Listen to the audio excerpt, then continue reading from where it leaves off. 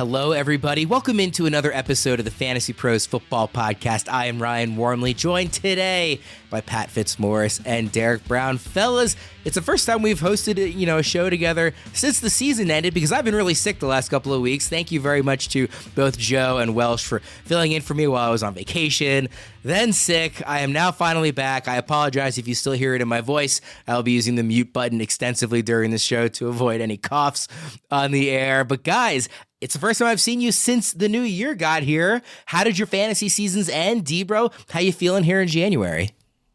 Doing good, man. Getting ready for all things playoffs. The primer continues, so we're getting ready for DFS. Betting is still out there, and I mean, while a lot of places are slowing down on content and stuff, we're still trucking along, baby. There's still money to be won and DFS contests to be had in the playoffs. DFS, betting, check out bettingpros.com and on social and everywhere we do that stuff. Fitz, super fun, super wildcard weekend coming up here. How you feeling heading into the weekend? Feeling pretty good. Going to be a nice weekend to sit on the couch and watch games because it's going to be bitter cold up here in the upper Midwest. And nothing to do but sit and watch. And it's really nice to sort of, watch the games in sort of a more relaxed setting than during the season. Like D-Bro and I start work on the waiver wire article Sunday night, Sunday afternoon, so we can't always just kind of kick back and watch games. And now with the NFL playoffs, we're able to do that. So I appreciate the more relaxed way of watching football. Fitz, you don't want to be up until midnight or 1 a.m. every Sunday anymore? No? Not especially, no. I thought that was your favorite part of the job, Fitz. Maybe that's just me. We are going to have some fun this weekend. We'll have some fun today here, too. We are kicking off a series we'll be doing over the next couple of weeks with some way too early look aheads to our 2024 rankings. Today, we are talking running backs. We'll have a receivers episode. We'll have a quarterbacks episode. That's all coming up here in the next couple of weeks. We're going to run through some tiers here. Basically going through the top 6-ish tiers. I forget how many we're actually going through.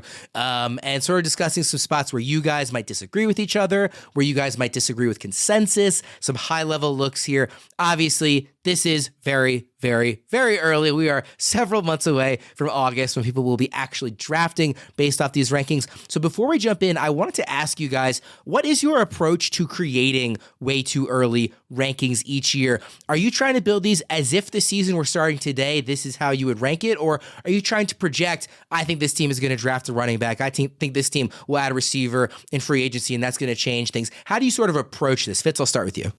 Yeah, a little bit of projection involved, Worm. Like, just an example, Tyjae Spears, moving him up, knowing that there's probably not going to be Derrick Henry around with the Titans anymore. Derrick Henry basically gave his farewell speech already after his regular season finale with the Titans. So, but at the same time, the Titans could draft or sign another running back. So we know that we're going to be changing these rankings a lot from now until the heart of fantasy draft season. But they're kind of worthless if you don't do a little bit of projection and look at who's going to be a free agent and who's going to be moving on and how things might shake out. Like, we have to try to anticipate that a little, I think, to make these valid rankings.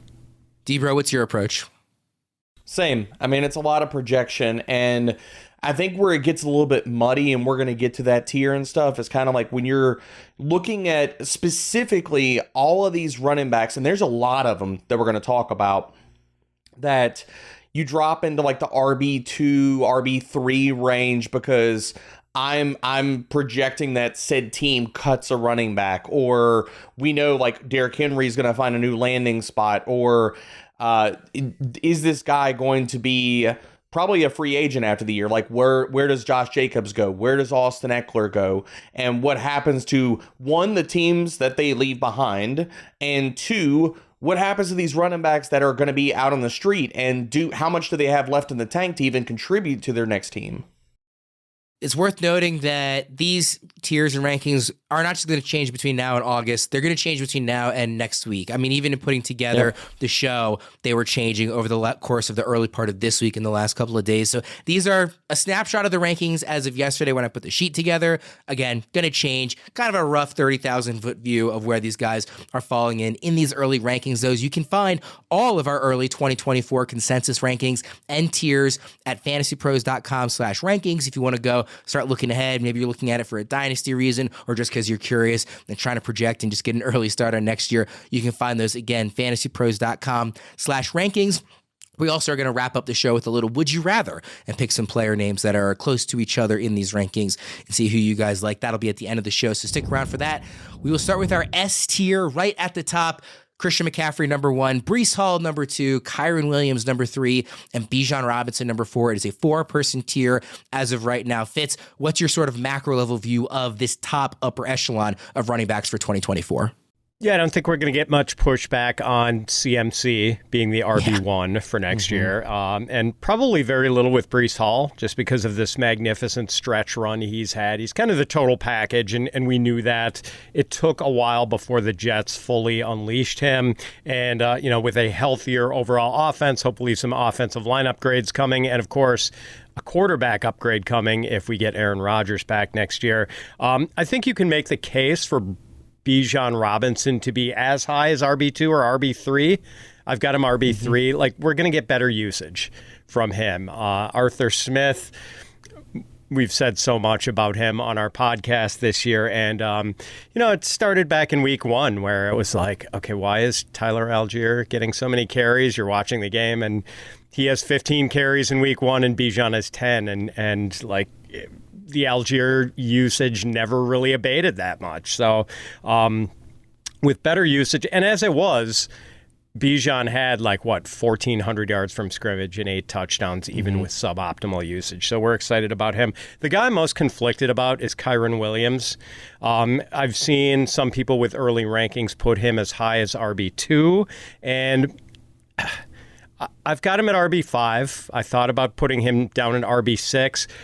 Fantastic season, and this guy is a professional running back. He always seems to be picking the right hole, waiting patiently for blocks to materialize in front of him, knows when to hit the gas, knows when to hit the brakes, knows when to cut, knows when to just put his shoulder forward and lean ahead and get the extra yard or two at the end of a run. I do worry about the sustainability of his business model being a 194-pound running back, getting the sort of workload he had. 260 touches in 12 games, 20 or more carries in 7 of his 12 games, including each of his last 5. Kyren is about 50 pounds lighter than Derrick Henry. Derrick Henry is built for this kind of workload. Jonathan Taylor, Bijan Robinson, Breece Hall, all of these guys are bigger, better able to take that workload. And we saw Kyren go on IR this year for a while. So I just wonder if I can really bring myself to spend a top 10 draft pick on a sub 200-pound running back who derives much of his fantasy value from his heavy workload. Debro, I want your opinion on this tier as well. I know Bijan is one guy that you are lower on than Fitz is, and I'm curious if there is, now that the Falcons, coaching spot is officially open, is there a head coaching candidate that would make you particularly more excited about Bijan if they get a Ben Johnson or whoever the name might be? Yeah, Ben Johnson's the easy low-hanging fruit here. But to me, it just comes down to offensive system and usage, and we've seen so much cockamamie stuff out of Arthur Smith that really anybody assuming that Atlanta is going to bring in an offensive-minded head coach, they're going to do smart things, or even a defensive guy that they hire somebody that's good as an offensive coordinator. I can get behind all of that, but I think what we're going to see is more actual usage in this offense funneled through its best players, hopefully moving forward. And that's Drake London, that's Kyle Pitts, and that's Bijan Robinson. And I think looking at this tier overall, I think it's very interesting. And right now, yes, I do have Bijan Robinson at RB4. I have Kyren Williams at RB3. But even as we talk through this, and again, talking about the fluidity of these ranks, the more I sit here and ponder this entire tier, I'm with Fitz that Kyren is the guy that, like, he doesn't really fit in the same mold as the other guys in this tier, in the sense that CMC, Breece, and Bijan all have elite pass game upside, and that also helps pad their floor as well as their ceilings. Kyren doesn't have that. Now, what Kyren has going for him is that workload that Fitz talked about, but could we see also more pass game usage for Kyren next season? It's possible, but less likely. But it's not like he's been an efficient receiver as well. He's lived off of volume, snaps, and touchdowns. And could those things repeat in 2024? It's possible. But if you're looking at all the guys in this tier, and the one that does kind of stick out as the sore thumb, it is Kyren Williams, although I do love him based off of my rank. But could he be... I guess I'll put it this way, guys. I can make a case for CMC, Breece, and Bijan as possibly, in my mind's eye, being the RB1 overall next year. That case gets tougher with the pass game involvement or lack thereof for Kyren Williams, because it's not like he got a ton of targets. He was only 18th in target share and outside the top 30 running backs in yards per route run. So I guess if we're looking at differentiators in this tier, I probably do need to move Kyren behind Bijan. And really, you can make a good case that Kyren maybe doesn't even belong in this tier. DraftKings Sportsbook, an official sports betting partner of the NFL playoffs, is bringing you an offer that'll help make the playoffs electrifying. New customers can bet $5 on any game and get $200 instantly in bonus bets. We've got an unbelievable slate of games to kick off the playoffs this weekend. I think it's pretty clearly looking like the most enticing Super Wildcard weekend slate we've ever seen, at least that I can remember. Literally every matchup is intriguing in its own way. The most exciting is pretty easily Rams-Lions, speaking of Kyren Williams. It's the Stafford Bowl. It's the Goff Bowl. It's two excellent offenses, which is why the total is 51.5 on DraftKings. That is the highest total of the week. I absolutely cannot wait for that game on Sunday night. So remember to download the DraftKings Sportsbook app now and use code FantasyPros. New customers can bet just $5 to get $200 instantly in bonus bets only on DraftKings Sportsbook with code FantasyPros. The crown is yours. That was the S tier, guys. Let's go to A tier. A couple more names here. Jahmyr Gibbs, Jonathan Taylor, Travis Etienne, Rachaad White, Devon Achane, Saquon Barkley. That's in order from 5 to 10. Again, Gibbs, Taylor, Etienne, White, Achane, and Saquon. Debra, I'll start with you this time. What's sort of your overall takeaway from this tier? You got a lot of really talented guys in this tier, and this tier feels like we could get possibly the most shifting depending on the offseason news and throughout, like, up until kickoff next year. Because, I mean, we're looking at not only is Rachaad White in this tier, and we're going to talk about him because I'm much lower on him, because does Tampa Bay add a competent running back to this backfield? Saquon Barkley, what happens with him in this upcoming season? Travis Etienne, you can make a case he could be higher or lower in this tier, because if you just look at the season that unfolded for him, I mean, the season was massive splits. And I'm kind of curious, do we get things that come out after the season like, hey, he played half the year with like fractured ribs, what have you, because the workload and just the efficiency drop off for ETN was very stark. But overall, I think these are a lot of guys that you're looking at as solid RB1s, but I do think we're going to see a lot of fluidity in this tier, as well as, like, and I just love, I don't want to steal Fitz's thunder here, but I love Devon Achane going into next season. You are higher than Fitz on Achane, so Debra, I'll stick with you for a second. What do you like about Achane so much that you have him really at the top of this tier? I have him at RB5. RB6 right now. And really, you look at how he finished the season, he's RB5 in fantasy points per game.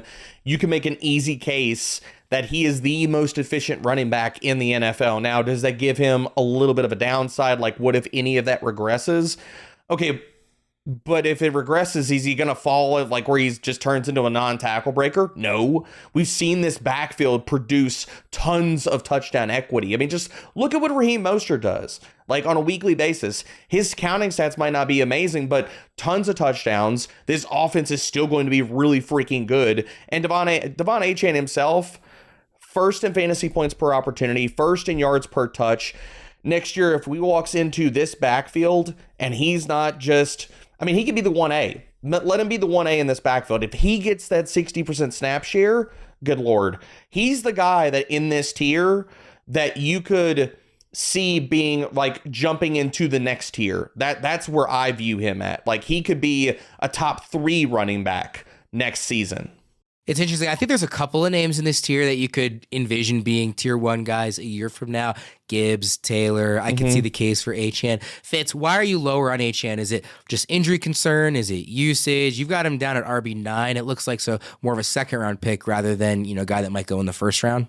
Just knowing that he is probably going to be part of a 2-man or 3-man committee. And I love Achane, and it says a lot that he averaged 7.8 yards per carry on over 100 rushing attempts this season. Like, that is just insane. And I mean, I think his contact balance is absolutely special. Great speed, can catch. Nothing really not to like, except for the fact that he's probably never going to be a true workhorse. And maybe that's a little bit, I don't know, maybe I'm not being consistent in the way I'm applying that, because I've got Jahmyr Gibbs at RB4, and I think you can make a case for Gibbs being at the top here. But, I mean, Gibbs was able to, from week 10 on, when David Montgomery got back from his injury, Gibbs was, from week 10 through week 18, he was the RB6 in a half-point PPR fantasy scoring. So he showed that he could be an RB1, like a mid-range RB1, with another guy splitting work with him. So, Achane can maybe be that guy too. I just have a little bit more confidence in the workload with Gibbs than with Achane. I want to ask you quickly, Fitz, about Rachaad White, too. Debro alluded to it. You're about 5 spots higher on White than Debro is. What do you like about him? And I guess it's sort of the opposite of Achane, right? Just the usage was there. Yeah, and Debro makes a good point. Like, this is kind of a placeholder ranking, and if the Buccaneers add someone via the draft or free agency, we're going to have to evaluate that, because Rachaad White did finish, he was tied for second in the league with 272 rushing attempts and fourth among running backs in receptions with 64. So it was just a massive volume, but he only averaged 3.6 yards per carry. So one thing we're going to be looking at is whether they add anyone. But at the same time, like, I might feel pretty good about Rachaad White if the Buccaneers make heavy investments in their offensive line in the offseason. If they add, a lineman in the first day or two of the draft and sign a top offensive lineman, because that offensive line was not great this year. So, jury's sort of still out on whether Rachaad White is going to give us this level of production for multiple years. If you need new tires for your car, Discount Tire is your go-to. They have exceptional service, and you get a 30% shorter average wait time when you buy and book online at discounttire.com. They have this really cool feature called Treadwell, which is an online tire buying guide that gives you transparency on tire performance, as well as personalized recommendations based on your location and driving habits. Discount Tire is also the largest independent tire retailer in the country, so it has the biggest selection of tires and wheels. And here's a pro tip from the experts at Discount Tire. You can prevent wear and boost gas mileage by keeping your tires properly inflated. Tire pressure supports the weight of your vehicle and is important to check for safety. So if it's been over a month since you last checked your tire pressure, stop by one of their stores for a free tire safety and air pressure check. Discount Tire, let's get you taken care of. Guys, let's move to the B tier here. Just 4 names: Isaiah Pacheco at RB11, Kenneth Walker at RB12, James Cook at RB13, and Alvin Kamara at RB14.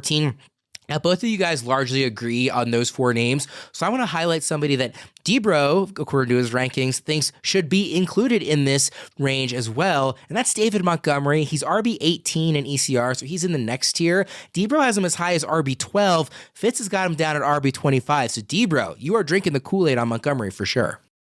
I'm just buying into the Lions' offense and the way that this offense runs. It's very consolidated. This offense reminds me, and I made this comparison out on Twitter multiple times, is this reminds me of prime, like the Saints and Sean Payton backfield. Like, you have the Mark Ingram and the Alvin Kamara comparisons, and it's a very good comparison. But this also goes back to, in all of those years, so much of that offense and so much of the red zone offense ran through the backfield. And I think that we continue to see that for Detroit. And Montgomery, I know the workload will be there. The touchdown expectations will be there. Now, can he run any worse on touchdowns? Yeah, I mean, that could possibly happen. But the other part about this is when Detroit gets in the red zone, they're giving the ball to one of their running backs. Montgomery was RB15 in fantasy points per game, so I'm not far off of that. If he'd had any more pass game usage or like another 2-touchdown game or something like that, because the guy literally scored in almost every single freaking game this year. So if you push one of those games or two of those games to it's not a 1-touchdown affair, it's a 2-touchdown game, then he is probably a top 12 running back for the year. And it's just a certainty of knowing what I'm getting out of Montgomery. And that's going to be anywhere from RB12 to RB15 probably next season, because Detroit's offense is still going to be really stinking good. And I don't see them investing a lot of capital in somebody that's going to come in and take a lot of the touchdown equity away. Like, the pillars of this offense are known, and I don't think that changes. It's Amon-Ra St. Brown, it's Sammy Ballgame, and it's the backfield. Fitz, do you think that, I mean, if we all agree that Ben Johnson is this offensive genius, he's definitely going to get hired away from the offense this year. Are you concerned about this offense taking a step back without Johnson? I mean, my thought on Montgomery is that I think Debro's too high and I think Fitz is probably too low. I think sort of a mid to low end RB2 is the right range. Technically, Fitz, you have him as a high end RB3 if he's at RB25. Yeah, and I could probably have him a little bit higher. I mean, I guess part of it is that I'm worried about a guy who derived so much of his value from touchdowns. And Debro's saying, what if he had some 2-touchdown games instead of 1-touchdown games? Debro, if I'm guessing where he goes from 13 touchdowns, whether it's up or down, I'm not betting up from 13. You know what I mean? That's fair. That's fair. I still think reasonably high touchdown expectation for him, but we know he's not going to do much in the passing game because they've got Gibbs to do that. He's going to share early down snaps with Gibbs. He doesn't just own the early down snaps. Gibbs has a stake in that too. And so with so much of the value derived from touchdowns, I just don't know. He crawled over 1,000 yards, and maybe he's close to that again in 2024. Yeah, and as Worm mentioned, the departure of Ben Johnson would be a reason for concern. So I just don't want to. This is not a guy I want to overdraft, and I worry that he might get overdrafted based on the touchdown count of 2023. The other counterpoint to that, Fitz, and I'll throw this in here as well. I think if you're looking at how the Lions season has played out a lot too, this defense has taken a big step back in the second half of the year, specifically their pass defense. I think their defensive line stays pretty much intact. The run defense is going to be strong. If they add reinforcements to that defense in the offseason, their secondary plays better next year. They're in more positive game scripts. I'm wondering, does the volume tilt a little bit more in David Montgomery's direction next year? That's fair. Because the Lions were playing some really good defense at the very beginning of the season, and Monty was putting up some big point totals. Fitz, quickly, any other thoughts on this tier? Is it too small? There's only 4 names here, and moving forward as we get into the C tier and below, you start getting 10, 12 names. Are there other guys that maybe we should be considering for this tier, or is 4 right, even though it's a small tier? I mean, possibly. I could make the case that this tier should be a little smaller, because I would put Kenneth Walker maybe a tier higher. I love Walker and the talent. He was banged up at times this year, but I think a lot of people were worried about the threat that Zach Charbonnet posed to his workload, and Seattle sort of made their choice. And I think it was clear that Walker was the better back. Charbonnet, a good player in his own right, bright future in the league, but this is Walker's backfield, and he is one talented dude. So I've got him RB8, and I think he's more like an A-tier guy. Debra, what do you think about this tier? Too small, just 4 names? I know you want Montgomery in there. Yeah, I mean, I think that this tier could be a little bit wider, honestly. You could put Montgomery in there, a guy that we're about to talk about. I mean, I think firmly James Conner's name should be in this tier and not the next tier. But you could also put, if we knew the landing spot and the outcome of what happens in Tennessee, if we knew already the landing spot for Derrick Henry and it was a favorable one, as well as knowing Tyjae Spears has that backfield, those are 2 other names that should be included in this tier. You guys know I love going to games live, but I hate the process of buying tickets. It's always so confusing where the fees come in, what the view from the seat actually looks like, if I can even trust the seller. It's all just so complicated. That's why I love Game Time, because they think you shouldn't have to worry when you buy tickets to your next big event. They're the fast and easy way to get your next sports, music, comedy, or theater event tickets, because they take the guesswork out of buying those tickets. I had a great experience using Game Time last fall to see the O's in the playoffs when I was back east. The site was easy to navigate, and when I had a question about the seller, their customer support team responded to me the morning of the game with a swift, clear answer to any question I had, so my mom and I could make the trek up to Baltimore without worrying about if we'd have any trouble getting into the game. It was super easy and a great experience outside of the fact that the Orioles lost. Game Time is the only ticketing app that gives you complete peace of mind with your purchase. See the view from your seat before you buy, so you know exactly what to expect when you arrive. Their all-in prices show your total up front, so you know you're getting a great deal before you check out, and you can buy tickets in seconds with just 2 taps. So take the guesswork out of buying tickets with Game Time. Download the Game Time app, create an account, and use code FantasyPros for $20 off your first purchase. Terms apply. Again, create an account and redeem code FANTASYPROS for $20 off. Download Game Time today. Last minute tickets, lowest price guaranteed. Guys, let's move to the C tier. I'm not going to read every name here because we're getting into where the tiers are too big to do that. So this is going to go from James Conner at RB15 through Tajay Spears at RB26. And Fitz, I want to highlight that you are higher on Javonte Williams in ECR. He's RB23 in ECR. You have him at RB18. Debro has him all the way down at RB36. So why are you so much higher on Javonte, Fitz? I'm cautiously optimistic that he is going to be more like 2021 rookie year Javonte Williams next year, when he's going to be more than a year removed from his devastating knee injury. And we just didn't see quite the same sort of explosive playmaking that we saw from him earlier in his career pre-injury. But man, this guy's really talented. Let's hope physically he is 100% right, because, I think there were still after effects from the injury this year. Now, Debro, are you lower on Javonte Williams because of how you feel about Javonte Williams, or is it because you are so high on another member of this backfield who is not even in any of our top 6 tiers? We are not talking about this player today because he's ranked so lowly in consensus, and you have him as an RB2 well ahead of Javonte. I'm gonna say it right now. It's a miss. It's a miss by people that I believe, and that's why I have this ranked here. And then I'm not doing this for just bold takes or trying to puff my chest out, man. I think looking at this backfield next year, and again, this is where it comes into projection, I've got a lot of worries about Javonte Williams. And this comes down to, and this is from somebody, I love Javonte Williams as a prospect. I loved him coming out. I loved him in the first few seasons. I have worries about, can he rekindle that tackle breaking juice that he had prior to the injury? Is it possible? Yes, it's possible. Do I have a lot of concerns with it? Absolutely, because if you look at Javonte, out of 49 qualifying running backs last year, or excuse me, the 2023 season, he was 42nd in missed tackles forced per attempt. He was 33rd in yards after contact per attempt. He simply was not breaking tackles, and he was not the guy that we had come to love in fantasy and in the NFL previously. And so I have more questions.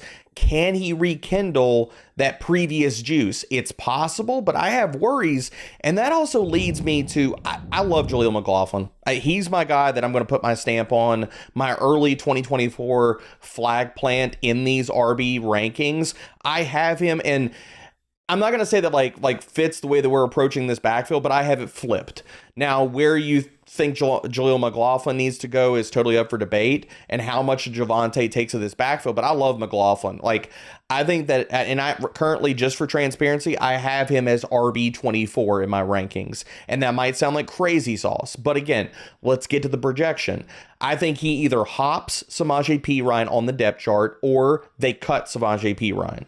And McLaughlin, Sean Payton has oozed in awe and just said, oh my Lord, about this guy as the season has gone through. There's multiple sound clips of him talking about, okay, he's earning more work. And if you look at how the Sean Payton backfields have played out previously, I'm not telling you that he's going to be the new Alvin Kamara, but I think that he's going to be the passing down back. And we're talking about a guy that quietly last season was 14th. He was damn near the top of every single efficiency metric that you could pick out. 14th in explosive run rate, 5th in missed tackles forced per attempt, 4th in yards after contact per attempt. Oh, and look at that. 4th in yards per route run. So we're talking about legitimately on a per touch basis, he was one of the most efficient running backs in the NFL. You could put him on that top shelf with Devon Achane and Tajay Spears, and he could hold his own. And we're now marrying him with a coach that not only has talked about how much he loves him, but has shown no compunction about using smaller backs, i.e. Darren Sproles, in high leverage usage roles in the past. I freaking love McLaughlin. He's going to be one of my most drafted running backs if this backfield stays the way that it is and they get competent quarterback play, because I know that's a concern as well. So there's a lot up in the air, but if those things come in line, he's going to be one of my most drafted backs in 2024. Debro is planting his flag early. Where do you have McLaughlin ranked, Fitz? Oh, man. I've got McLaughlin. I want to say, let's see. I have him RB 59 right now. Wow. Where do you have Samaje at, though, Pat? Because we're talking about projection in this backfield. Yeah, Do you think that Javonte just takes all the work, or how do you envision this backfield for 24? That's probably where we differ. I've got Samaje RB 74. Okay. I would not be surprised if Jaleel McLaughlin passed him. And McLaughlin is exciting for sure. I just think he's going to take a backseat to Javonte next year. Okay. We took a lot of time on the Broncos backfield, so I want to go quickly on this next one. Debro, you mentioned him earlier. You are higher on James Conner. You have him RB 15 in ECR. Or excuse me, he is RB 15 in ECR. You have him RB 14. Fitz has him RB 26, so he's a lot lower. Why are you so high on Conner? I freaking love Conner. And a lot of this is he was RB 13 in fantasy points per game this year. So assuming that he doesn't fall off, which this is arguably the most efficient season that Conner has ever had. He's 7th in explosive run rate, 8th in missed tackles forced per attempt. He was awesome this last year. So I understand the injury concerns, and I understand the okay, well, he's getting older. What does the backfield look like? What does his team look like? But if Kyler's healthy, Conner produced all freaking season when he was on the field. I'm not taking it away that he can do this again for another year. Fitz, I guess the more appropriate question isn't to ask why Debro is higher, it's to ask why you're lower, because Debro is only a spot ahead of consensus. You are several spots below consensus, so what are you not seeing on Conner? And admittedly, I have chronically underranked James Conner over the years, and I had him in one league this year, and that team won a championship. So maybe I should be higher on him than this, but I guess... Give that man some love, Fitzy. Come on. I guess my biggest issues are that he's going to be 29 years old next year, and he has played more than 13 games only once in the last 6 seasons. So, looking at the actuarial tables, I don't know if he's a great investment. Fellas, our goal every year is a perfect draft, but what if I told you you could attempt a perfect draft for the 2023 season right now? Can you draft the perfect 2023 team? Enter the Perfect Draft Challenge at fantasypros.com/perfect draft. It's a 12-team, half PPR draft with best ball style scoring. Aim for the top of our leaderboards and a chance to win, get this, a 5-year subscription to Fantasy Pros. Go to fantasypros.com/perfect draft and start drafting now, but you have to hurry. The contest closes February 1st. Again, that's a 5-year subscription to Fantasy Pros. So I would be competing in that if I were anybody listening there. That's a pretty insane value. Let's go to the D tier here. This runs from Najee Harris at RB 27 through Chuba Hubbard at RB 36.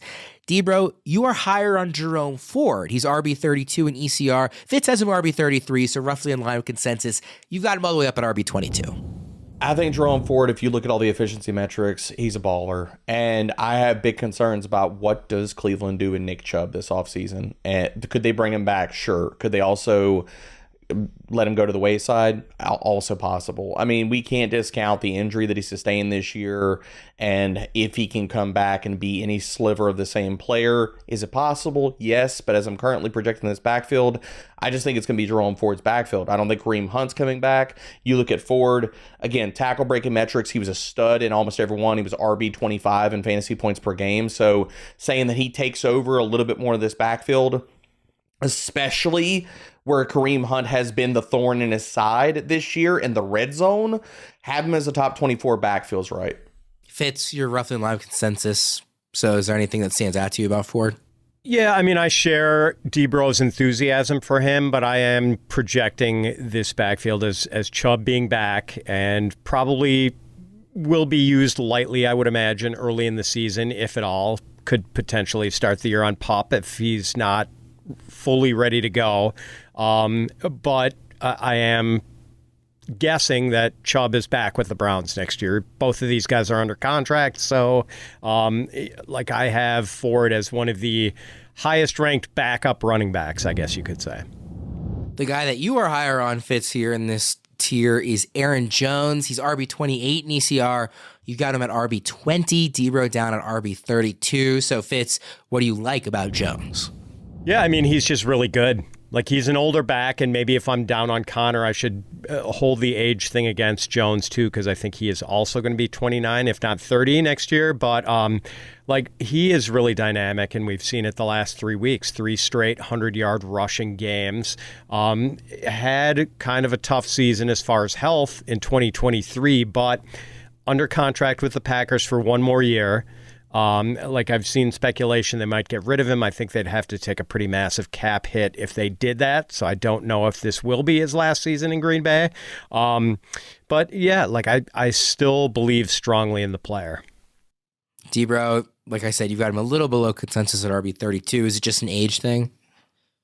I think that the way that Fitz and I are viewing James Conner and Aaron Jones is a direct opposite parallel, looking at that. Because, yeah, I mean, my concerns on Aaron Jones are pretty much mirrors Fitz's concerns on James Conner. It's Aaron Jones is going to be 30 next year. Could they cut him? If they cut him, because I had to pull up the contract details because I didn't know it off the top of my head, they would save $5.3 million against the cap. If they were to cut him. And for a 30-year-old running back, I think it's possible. So again, talk about projection. That's why I have Aaron Jones in that RB3, probably cut, maybe cut. And if he's out on the free agency wire, where the heck does he go? That's kind of, again, leaning into the projection of what I could see for next season. I want to also highlight in this tier Jaylen Warren. He's RB31 in ECR. You guys are both higher than consensus on him. Debro has him all the way up at RB22, perhaps unsurprisingly. Fitz is also higher than consensus, though. Like I said, he's got Warren at RB24. So, Debro, I know Warren's kind of your guy. I'll let you wax poetic here why you think he's underranked. I like talented players, and Jaylen Warren is one of them, man. I mean, what do you have to do to sit here and get into good people's good graces? I mean, he is the new Tony Pollard, man, in the sense of, okay, not 2023 Tony Pollard, so let's get that out there, but previous year of what we've talked about, he's one of the most efficient running backs on a per touch basis in the NFL. And people kept saying, oh, well, yeah, but with the more volume he gets, maybe that goes down. He kept getting volume week after week after week after week after week. And he's still freaking explosive. He's top 5 at every metric that you could pull up for efficiency. I love Jaylen Warren, man. He's in the prime of his career. Anything happens with this backfield, he's the guy that if Pittsburgh were to say, okay, we move on from Najee Harris, we trade him, or we give this backfield to the most talented player in the backfield, Jaylen Warren's the guy that could be an RB1 next year. Fitz, any thoughts on Warren? I'm just showing up at Debro's party, doing it fashionably late because I was not really in on Jaylen Warren preseason, but I totally agree. But you come bringing beer and wine. You exactly. Always have great gifts. I never come empty-handed. So exactly. Yeah, that's it. And I like Debro's. I like how he evoked Tony Pollard's name here because, like Tony Pollard, during the Zeke Elliott years in Dallas, I think Warren can be the guy who you're going to want in your starting lineup, even though he is not a lead back. Like, he's in the supporting role and it suits him. Let's move to the F tier here. It's our last one we're going to talk about today. This goes from Zach Charbonnet at RB37 to Alexander Madison at RB52. Fitz, you are higher on Miles Sanders. He's RB51 in ECR. You've got him RB45, so about half dozen spots higher than ECR. Debro's got him about a half dozen spots lower than ECR. So Fitz, what do you like about Sanders after what was obviously a disappointing year? Yeah, I mean, let's like is relative. I think here, we're talking about like deeper leagues as an end of the bench dart throw. Like this is a guy who did fairly well in a much better ecosystem in Philadelphia the 4 years prior. Then he goes to a really bad offense and tanked. Like the efficiency just plummeted. I forget what his yards per carry average for his career was coming to Carolina. Coming to Carolina was like 4.7 or 4.8 or something really high. And this year, I think he was at 3.3 yards per carry. Like it just didn't work. They replaced him with Chuba Hubbard.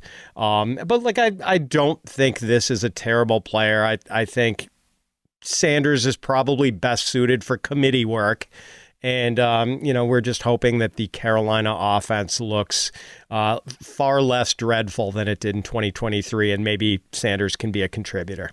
Yeah, Debro, assuming there's any improvement at all from Bryce Young and the pass catchers to sort of raise the level of this offense, and there's any improvement at all in, the offensive play calling and the coaching, it feels to me that I feel like it's pretty likely that Sanders ends up, especially in like a half PPR format, higher than RB50. I just don't envision myself drafting him at all in that range. Like, it's just a guy I'm not going to want to have on my team, even if I think that technically he's probably a value at RB51 currently. You're obviously even lower on him, though. I'm just full avoiding Miles Sanders. I did it last year, worked out pretty damn well. I'm going to do it again this year. There's so much up in the air. It's like, okay, do we project this to be a good offense? Nope. Do we think that it's probably going to change a ton? Nope. I mean, what part of this offense do we really want to buy into? Like everybody, we all try to talk ourselves into, okay, well, Miles Sanders is going to get all the volume, but he's not a very good player at this point of his career. Like all the numbers he accumulated for Philly, he was running behind a top 3 offensive line. Carolina's offensive line fell apart. They don't have good pass catchers. The quarterback play is questionable at best. He has not been efficient. And Chuba Hubbard just flat out outplayed him the entire freaking season. So walking into next year, contract or no contract, I mean, the GM that signed that contract's gone. The head coach that believed in him, that brought him in and, could have been part of the reason why he got the contract, gone. So a new coaching regime coming in, I have no faith that Miles Sanders earns a prominent role in this backfield. I think it's still going to be Chuba Hubbard's backfield, even with a new coaching staff, just because Chuba's the better player. That's fair. I do think this offense could be a little better than last year. I mean, it would be hard to be low bar, Worm. That's my point. It would be hard to be worse than last year. So I think the offense will be better. It will still be bottom, whatever number you want to put on it. I'll probably agree with you. So they go from 28th to 26th. Yeah, I mean, again, this is not me being like particularly excited about this offense, to be clear. But I don't think it'll be as bad or worse. I think it'll be better, even if only marginally. Debro, you are higher on actually a lot of names in this tier. Gus Edwards, Kendrick Miller, AJ Dillon, a lot of these guys. I want to focus on Damian Pierce. He's RB46 in ECR. I believe you have him RB40. Fitz has him down at RB51. So Pierce is a guy that you are buying on a bit. He's a guy I really liked last year because I was very in on this Texans offense being undervalued. And I was right about that, but I was wrong about Pierce being among that group. I mean, I'm a believer in the talent. I think that what we saw out of his rookie season is really Damian Pierce. And if you look at his tackle breaking metrics, his yards after contact per attempt, explosive run rates are not good. Those are also functions somewhat of the offensive line. His missed tackles forced per attempt were fantastic. He was still on the top shelf with that.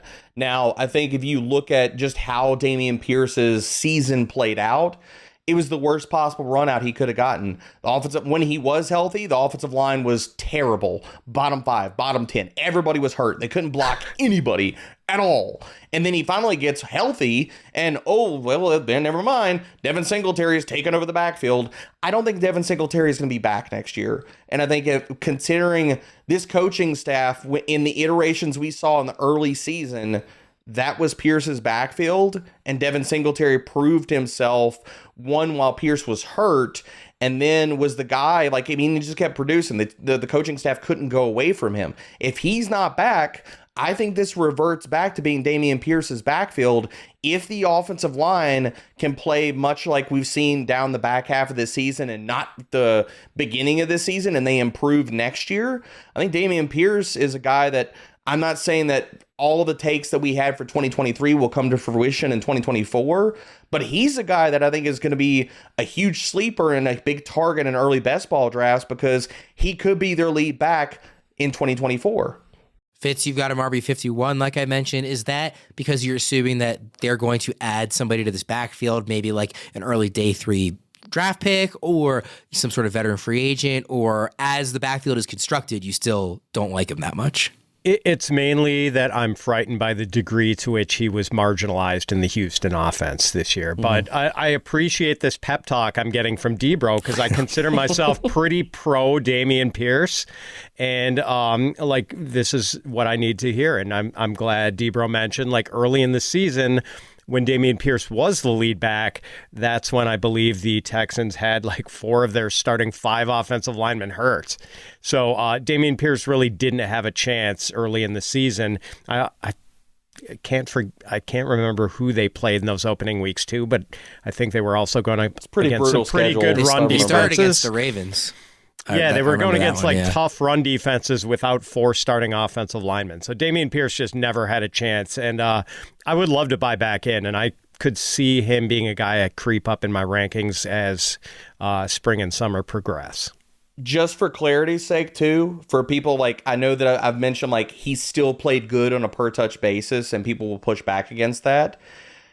The offensive line just absolutely crushed him amongst 68 qualifying running backs. So basically every running back that had 50 or more carries last season, Dameon Pierce was 9th in missed tackles forced per attempt. So we need to put respect still on his name. Fitz, before we move on from this tier, I want to give you a quick opportunity to highlight Chase Brown. He is RB49 in ECR. That's at the bottom of tier 6. You have him at the top, not of tier 6, but of tier 5, all the way up at RB31 right now. So here's your opportunity to talk a little bit about Chase Brown. Yeah, we'll see. I mean, I'll have to lower him if the Bengals hang on to Joe Mixon. And we don't know what they're going to do with Joe Mixon yet. Like, I think that's kind of a domino that has to fall before we settle on where we put Chase Brown. But man, once the Bengals finally took him out of mothballs late in the season, pretty special. Like, he was fun to watch with the ball in his hands and like really good in the passing game. And I think he's got juice in the running game too. Like, we know when he was at the University of Illinois, he averaged like almost 30 carries a game. Brett Bielema worked him into the ground when he was with the Fighting Illini. So yeah, like, he's a really intriguing talent, and I think he's going to play a bigger role next year, but maybe not. Like, maybe they just run it back with Joe Mixon, and Chase is kind of a straight backup who gets the change of pace duty and isn't quite fantasy relevant, isn't quite someone you can put in your starting lineup. But man, the flashes of talent we saw from him this year were pretty exciting. Quickly, Debro, where do you have Brown? I've got Brown at RB42, and he falls into a tier of, if you're watching this show and you're going to be doing early best ball drafts, I want you to clip this, and if you're attacking them from a 0 RB perspective, this tier of running backs is where I want to live. Anywhere between RB39 and RB45, I've got Roschon Johnson, Dameon Pierce, Ty Chandler, Chase Brown, Gus Edwards, Kendre Miller, and Rico Dowdle. Those are all guys that we don't know what to do within ranks right now, but could be the lead back on their team walking into 2024. Do you have Roschon? Sorry, Worm. Yeah, sorry. Roschon's at RB39 for me. Yep. He's ahead of Chase for you, Chase Brown? Yeah, he's ahead of Chase Brown for right now. Okay, gotcha. Let's quickly do some would you rathers here to wrap up the show. We'll hit one would you rather from every tier. We got to go fast on this, guys, so just give me a sentence or two on each one. We'll start at the very top, tier number, or S tier, I should call it. Breece Hall or Kyron Williams this year, Fitz? Yeah, I got to go with Breece. Not to be too much of a sizist, but I expressed my reservations about Kyron continuing to handle these types of workloads at 194 pounds. Debro? I think that's actually termed weightist, Fitz. But anyway, I'll go with Breece here. It's just a pass game utility, man. All right, next tier, Jonathan Taylor or Travis Etienne, Debro? I can't be on a show with Fitz and not pick JT here. But I mean, to be honest, like, Jonathan Taylor is one of the best pure rushers in the freaking NFL. If it ain't him, it's been Nick Chubb over the last few years. I'm taking JT easy here. Fitz, Taylor, or Etienne? I assume I know Yeah, the answer. same here with Jonathan Taylor, and there was no alarming drop off in production with JT the way there was with ETN. And I'm still in on ETN, but like it was a little concerning that the second half of his 2023 season was so underwhelming. Tier 3, Isaiah Pacheco, RB11, or James Cook, RB13. Fitz? Close one. I've got Cook ranked one spot higher. I really like Pacheco, but I'm sort of terrified by his just absolutely fearless, take no prisoners rushing style and the potential for injury as a result of that style. Debro? James Cook, and this isn't close for me. I have James Cook like Fitzy. I've got James Cook ranked as an RB1, RB11. I was told he wasn't big enough to hold up to the workload, and yet we're looking at James Cook with over 1,000 rushing yards and over 230 carries for the season. Yeah, like James Cook. Next tier, Joe Mixon at RB19 or Tony Pollard at RB20, Debro? I'm going to go with the guy that still has actual juice in his legs. Give me Tony Pollard. Is he going to be RB1 again this year? Oh, that's rough. That's so rough. No, he will not be, but I'm very curious where he's going to land, man. Yeah. He's one of those guys that if he gets a starting job somewhere else, or, I mean, heck, who knows? Maybe Dallas uses the franchise tag and he's back there. Yeah, it'll be really interesting in August. Those conversations are going to be super fun. Fitz, Mixon or Pollard? Joe Mixon. Like, I am not going to be one of the people clinging to the wreckage of the SS Tony Pollard after it hit the iceberg. Like, so many of the... like, I know he was such a darling of the Sharps this year, and I liked him too, but man, like, I'm not going down with that ship. Like, I was very unimpressed with how he handled that lead role this year. I will wave the white flag. I'm going to go... I'll sink down with the ship. Fitz. I'm just going to call me the Titanic. Let's go to the next tier. Raheem Mostert at RB29 or Austin Eckler at RB30. Debro? Oh, give me Mostert, man. Mostert continues to just absolutely ninja kick Father Time straight in the junk. His tackle breaking metrics have not fallen off at all, and I don't think it's going to fall off again. I think he's got another year in him. Fitz, what do you think, Mostert or Eckler?